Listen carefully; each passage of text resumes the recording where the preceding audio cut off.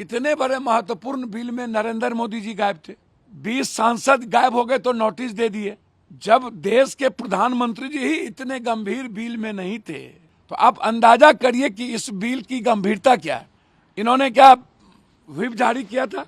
तो 3 line whip जारी किया था तो मोदी जी पर भी ना व्हिप लागू होगा तो क्या नोटिस देंगे मोदी जी को?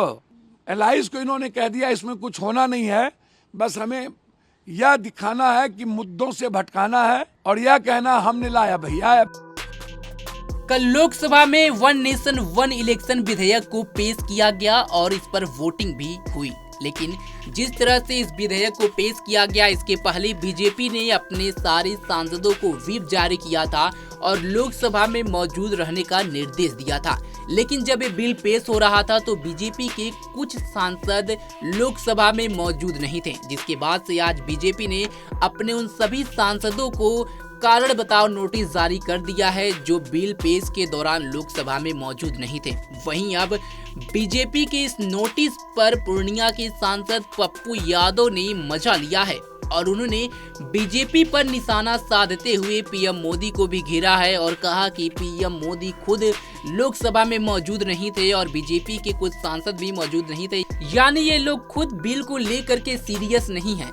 आप भी सुनिए पप्पू यादव ने बीजेपी के द्वारा जारी किए गए अपने एमपी को कारण बताओ नोटिस को लेकर के क्या कुछ कहा।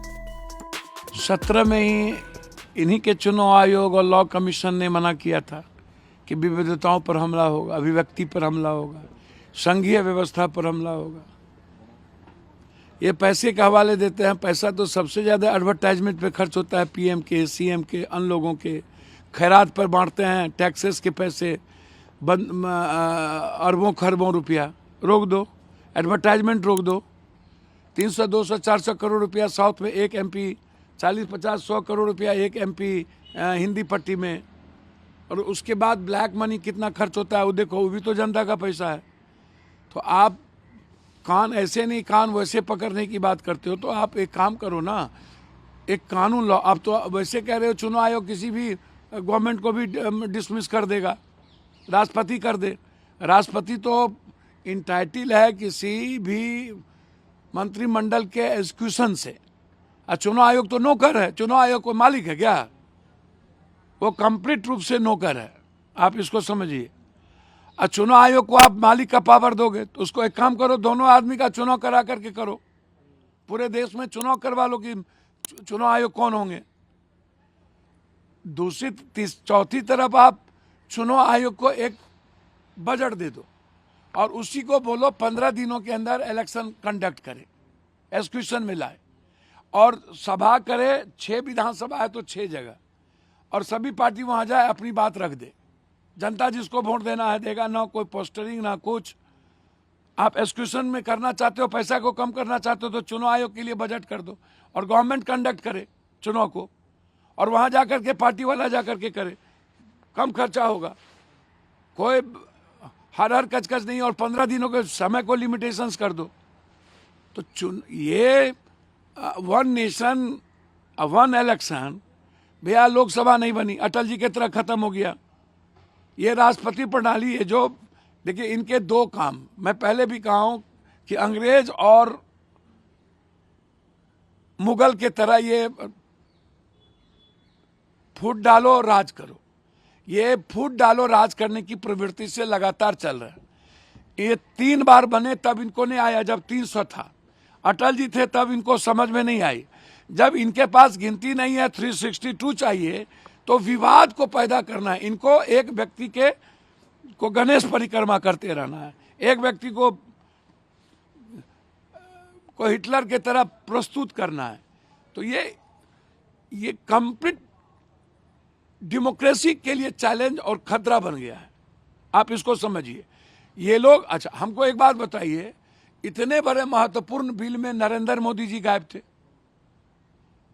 20 सांसद गायब हो गए तो नोटिस दे दिए।